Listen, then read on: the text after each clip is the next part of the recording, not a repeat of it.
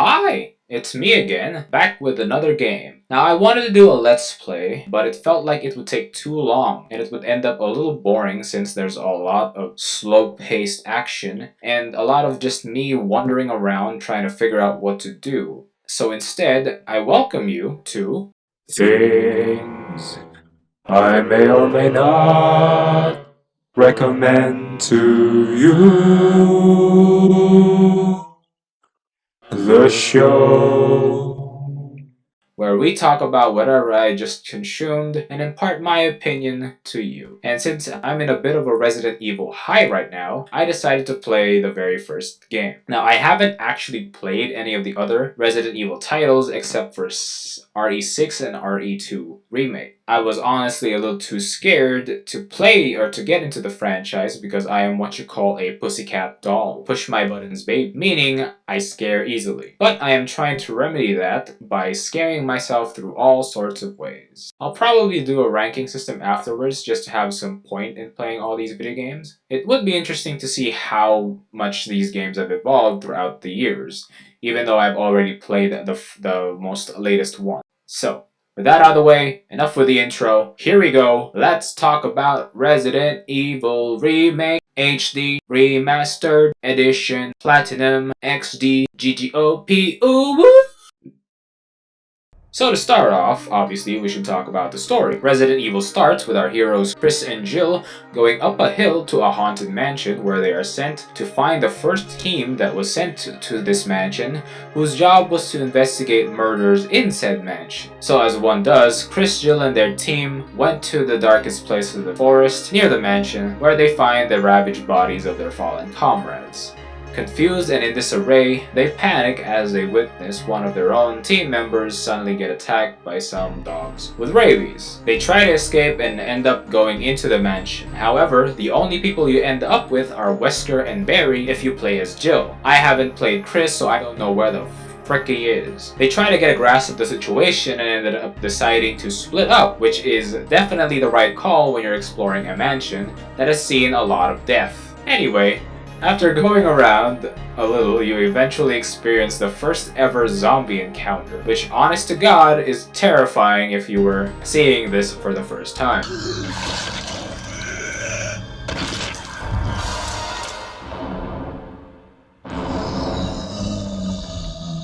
Gorsh. Once you run away from the zombie, you go back to Barry. He kills it for you with his giant gun, and that's when the game actually starts.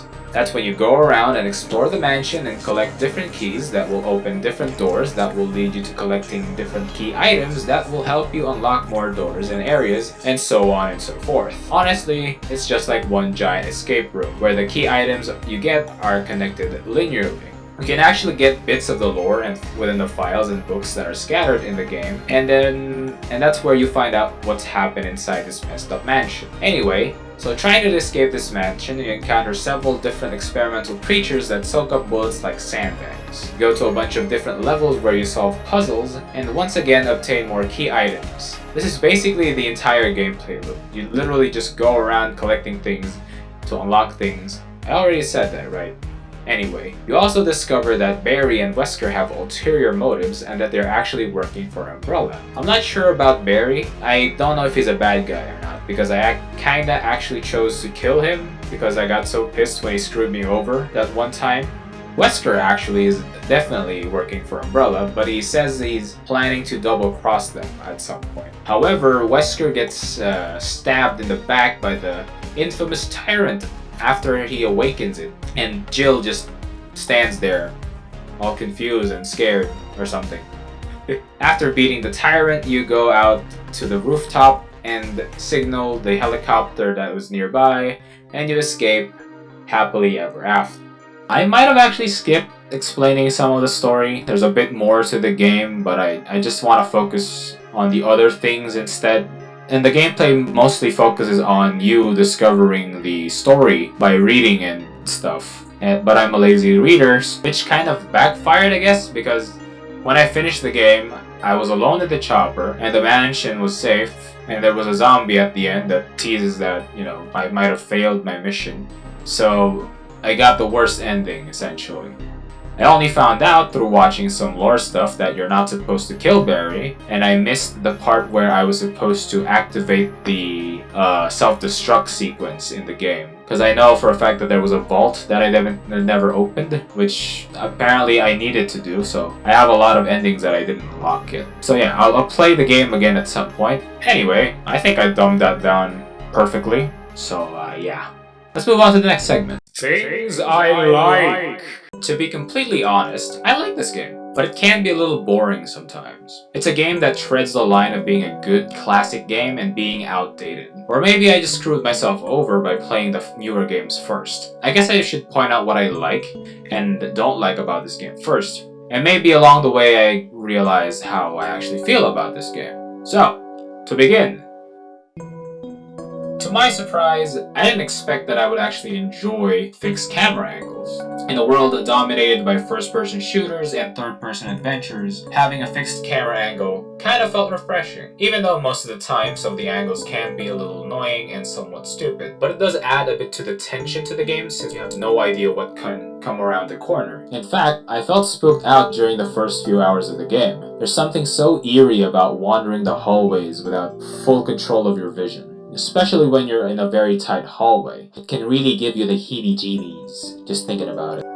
Another thing I enjoyed re-experiencing was not having any directions or guided objectives in the game, where you're forced to explore each available room to find ammo, equipment, and key items that can help you progress through the story. Even though, yes, the progression is definitely linear, it is cleverly disguised. And if you're playing it for the first time, it will definitely take hours just to find which item goes where, and I really like that. There's no flying arrow above my head telling me where to go next, no yellow markings on the walls to show you the right path or something. You have this sense of ambiguity that can be frustrating sometimes. I did get lost a bunch of times, and I had to do a lot of backtracking, but still, it's better to have a game that lets me think than a game that lets me play mindlessly and have the devs hold my hand throughout the entire experience.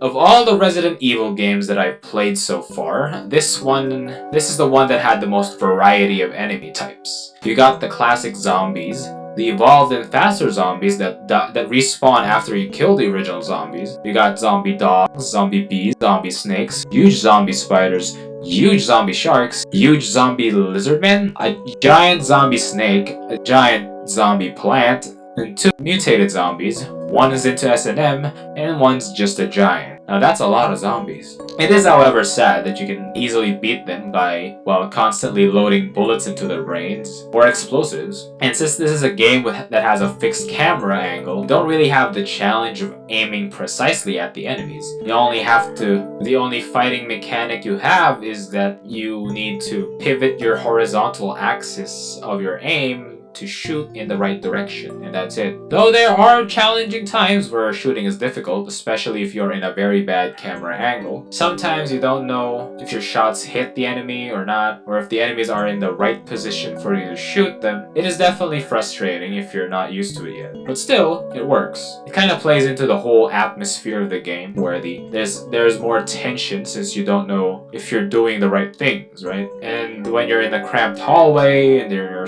fighting something big and you can't see them, it kind of gets your mind thinking of, oh, am I really doing this right? And it kicks in your whole fight or flight instincts. So yeah, I like them zombies. Moving on!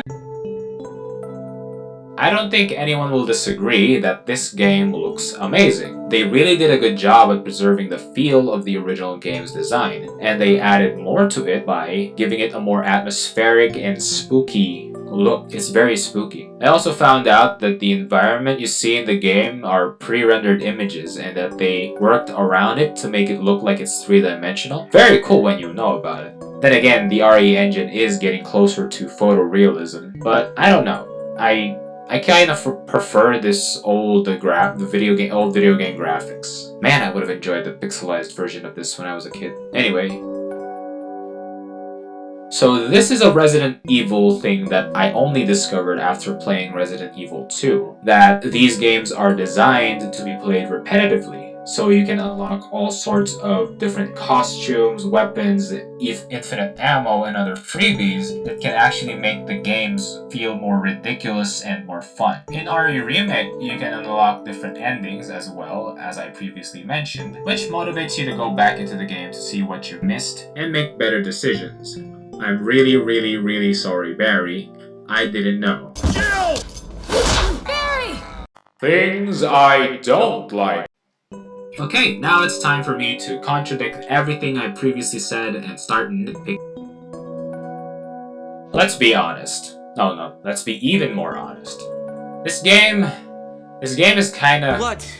This is boring. I've never felt so bored in a video game before. Well, I guess I haven't played Death Stranding yet. But yeah, this game is definitely leaning more on the boring side once you're familiar with how the game works. And you enter this zone of, I can practically kill everything I see, I just need to know when to use the ammo that I'm given, because you're definitely given a lot of ammo. The only thing that complicates this game is the incredibly outdated inventory system management, where you're only allowed to carry 6 items throughout the entire game, and it's up to you to gamble on what item you're supposed to bring as you walk blindly in different areas you haven't been to. You also have a lot of situations where you have to go backtrack to the nearest storage box because you forgot to bring the key item or because your inventory is full. Okay, it's not really that bad. I mean, you can still manage to finish the game despite this outdated mechanic. Plus, the devs do address this in the next few games, where the characters can upgrade their own on-person storage. But with this game, yeah, you just have to know or have to have the patience to know when or where to use the items. I don't know what I'm trying to say anymore. Moving on.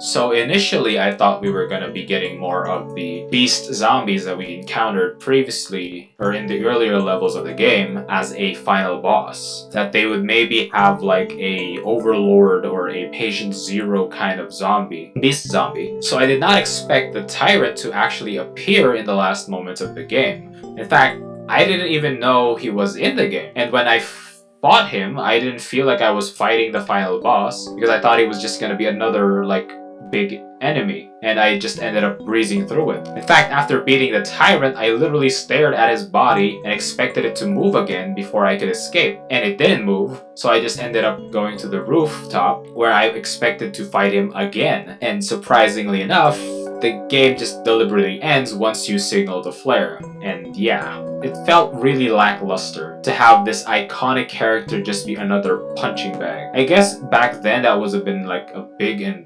scary reveal, but you know, compared to how they made the newer bosses, there was more character to them. Even Mr. X had more character than this guy. And I understand that this is an old game, so it gets that pass for being an old game. It's sad that there was no actual threat to him fighting him. You just literally run around the small room that you were in and just shoot at him. I wanted an more interesting boss fight.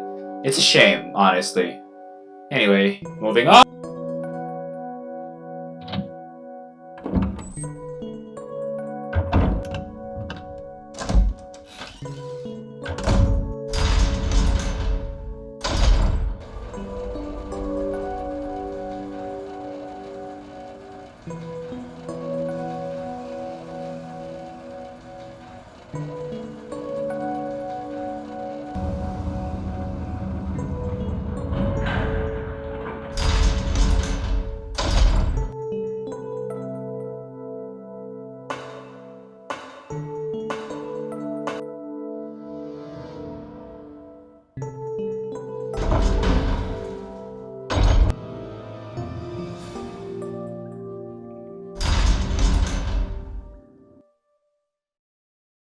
I mentioned that I liked the atmosphere of the game and the spookiness to it, but that doesn't mean I enjoy the incredible amount of dead hallways in this game. It's actually the reason why I didn't do a Let's Play. There are so many locations in the game where I'm just running back and forth these hallways where they don't even have encounters with enemies. Now, I would appreciate these hallways if they gave me situations where I actually use them to my advantage, or test my ability to like maybe even just dodge these enemies. But no, they're just there. And I understand that this mansion This is obviously a mansion, and then the mansions have long hallways, but in this game there's nothing really interesting with the big spaces that they give me.